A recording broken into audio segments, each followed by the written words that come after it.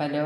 അപ്പോൾ നമ്മളിന്ന് മുഖത്തും മേലും ഒക്കെ തേക്കാൻ പറ്റിയ നല്ല അടിപൊളി ഒരു സാധനമാണ് ഉണ്ടാക്കാൻ പോകുന്നത്. ആർക്കും തേക്കാം, കുട്ടികൾക്കും തേക്കാം, വലിയ ആൾക്കാർക്കും തേക്കാം. നമ്മളെ മേത്തുണ്ടാകുന്ന ഈ ഒരു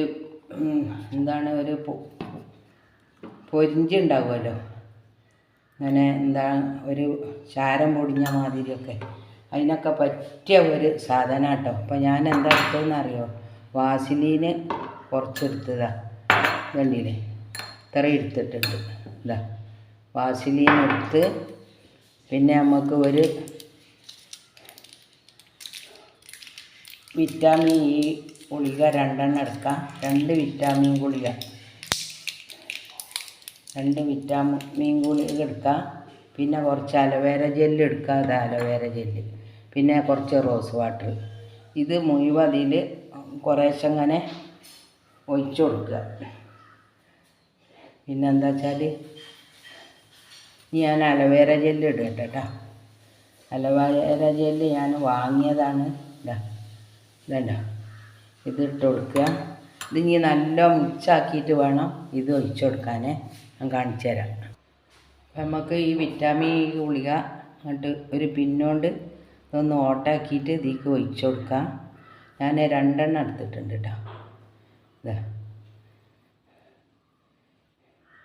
നമ്മളെ മേലുള്ള ഈ നല്ല മിനുസാവും, ഇങ്ങനെ ഒരായി നിൽക്കുമല്ലോ, അതിനൊക്കെ പറ്റിയൊരു സാധനമാണ് കുറച്ച് റോസ് വാട്ടർ.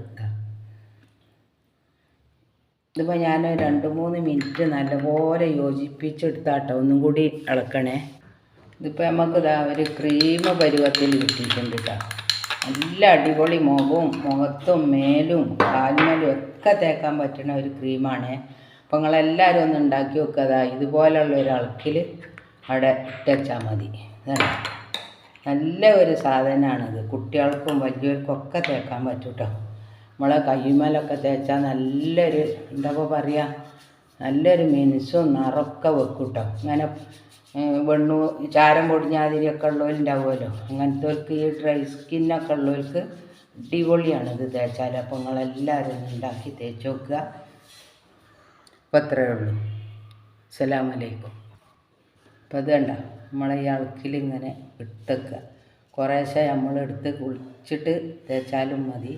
കുളിക്കേണ്ടതിൻ്റെ ഒരു അരമണിക്കൂർ, കുളിക്കേണ്ടതിന് മുമ്പാണ് 1/2 മണിക്കൂർ മുമ്പ് തേക്കുക. അപ്പോൾ ഇതാണ് നല്ലൊരു ക്രീമാണ് കേട്ടോ. എല്ലാവരും ഒന്ന് ഉണ്ടാക്കി നോക്കണേ.